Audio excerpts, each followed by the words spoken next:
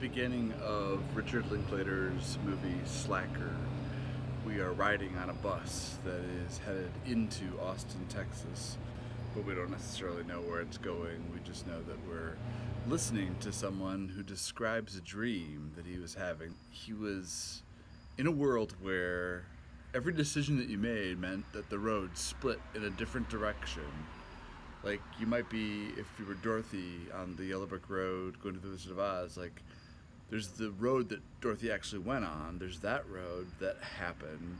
But there's another road where instead of, like, going with the Scarecrow, they parted ways and she went a different way. And there's a whole different series of adventures that go on.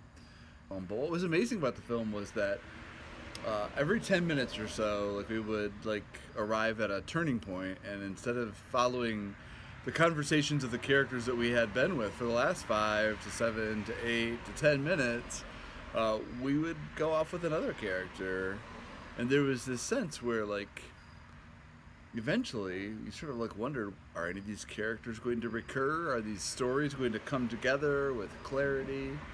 But there's a way in which sometimes our lives, while we want them to have the continuity and the contours of a 3-act structure outlined by save the cat, beat by beat, we know what's going to happen, including our happy ending.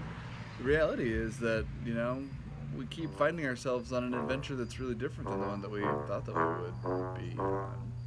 This is Weekly Update with Andrew, a little series that I made here on YouTube where I talk about things that happened to me last week, things that I hope will happen next week, and sometimes there's some kind of spiritual aha. This is our 9th episode, and when I first started doing this series, I decided I'd try it for 10 episodes and see what I thought. So stay tuned next week to find out what's going to happen next.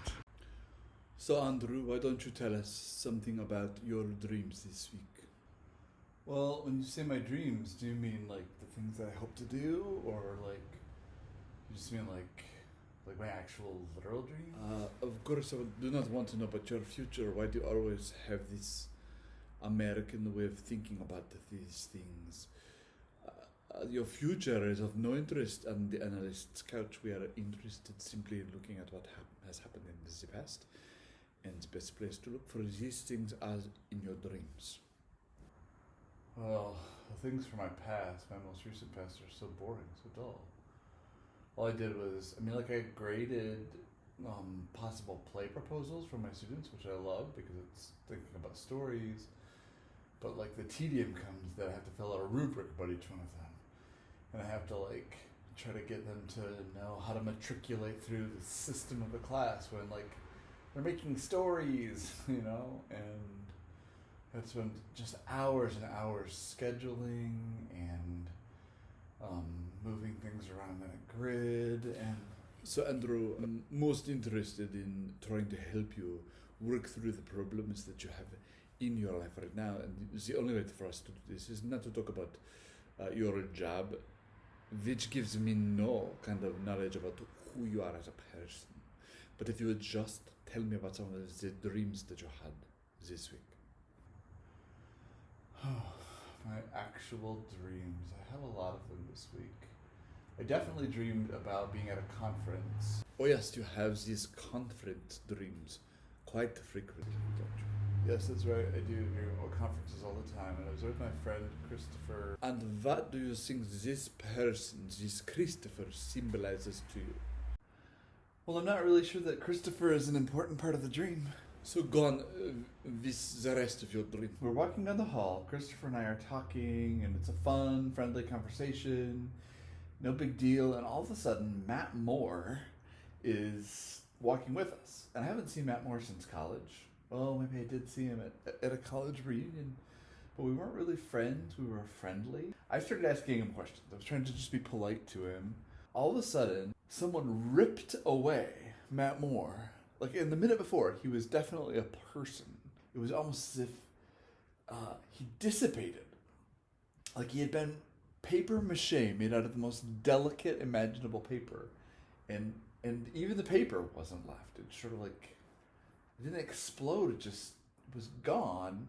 But behind him, the person who had ripped him away as if he were a mask was Ted Cruz, who was my friend in college. And he laughed. He's like, "Ha! You thought it was Matt Moore," which is like, I don't know, it's this kind of like mocking, teasing, aggression, which was always kind of Ted's way of sort of being with his friends. And he wasn't as like harsh as I just made him sound. Like, he was always like, one of the reasons he got away with being so like bullying and aggressive was he was a little bit soft spoken, and in general maybe he was a little introverted, so that it was always surprising and a little bit jarring that he was, like picking on you, because he wasn't like a classic bully. But he's like, you called Matt Moore and I tricked you. And he went on to describe that he had put Matt Moore's contact information into my phone, but then instead of putting Matt Moore's number, which he didn't even have, he put his own number so that he could like play this prank on me. Whenever I wanted to call Matt Moore and talk to Matt Moore, I would actually get Ted. And this was the first time this has happened, even though he put it into my phone when we were in college 30 years ago. And the crazy thing is that we didn't even have phones.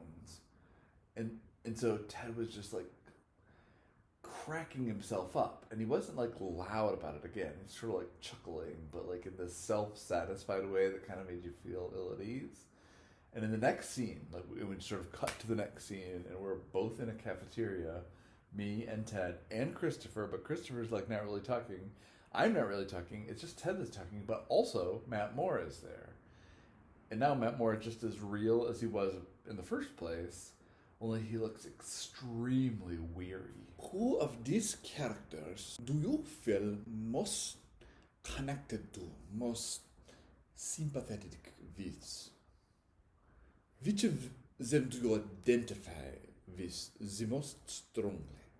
I mean, I guess I identify with myself in the dream most of all. I identify the least with Ted, because he was, I don't know, trying to trick me and he trying to prank me. I'm like the victim of his prank, but I didn't care. I don't know, like I guess when I think about which person in the dream characterizes, this past week, it's Matt Moore's weariness.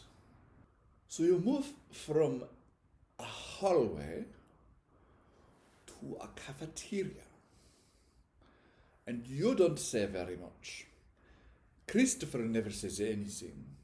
Matt Moore says nothing. The only person who has anything to say is this Ted Cruz, who is a prankster, a merry prankster. He is likable, even though he's a little bit cruel. What do you think this dream has to say about your week last week? I kept getting emails that would derail my plan for the day. They'd be like, you're past your deadline for turning in the schedule. Please send a memo that describes the working relationship between IT and your department. Like things that like weren't even on my radar, but now suddenly had to move up to the front of the line. What does this dream have to say to you about this next week?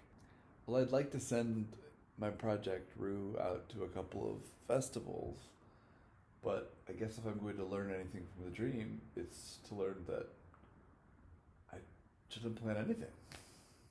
I am planning on going on a writing retreat with Connie to a cottage, and I was planning on writing my novel, but now it just seems impossible to write a novel at this stage of my life. What other Matt Moore masks might you not be expecting, and who is behind them? Someone who's trying to say something to me, maybe even prank me, but they appear to be someone else. I do! It's Judy Scotts! When I started this series, Weekly Update with Andrew, I didn't get very much feedback at all, which is fine. I wasn't trying to get feedback. I was just trying to experiment with form and regularity, and also, stay accountable more to myself than to any audience. And then the first major interaction with an audience member was actually this troll named Judy Scotts, who just left a comment, and I don't know. I guess the thing that I realize when I think about the fact that dream could have been about Judy Scotts a little bit is that, like, at least I don't feel as much antipathy toward her anymore. You know, like, as a result of doing this web series, I've been doing a web series about trying to figure out who Judy Scotts was and why she has antipathy toward me and why do trolls exist. You know, it's become more of a series about communication with strangers on the internet, and it's become fun. I've figured out ways to collaborate with friends about it and develop theories and be improvisational. Are there ways for you to think about these people who are saying, surprise, I need you to make a new weekly schedule. I need you to clear your calendar for me. Are there ways for you to respond to these people in the same way that you respond to this Judy Scotts? To elevate your mood a little bit, you know? I do.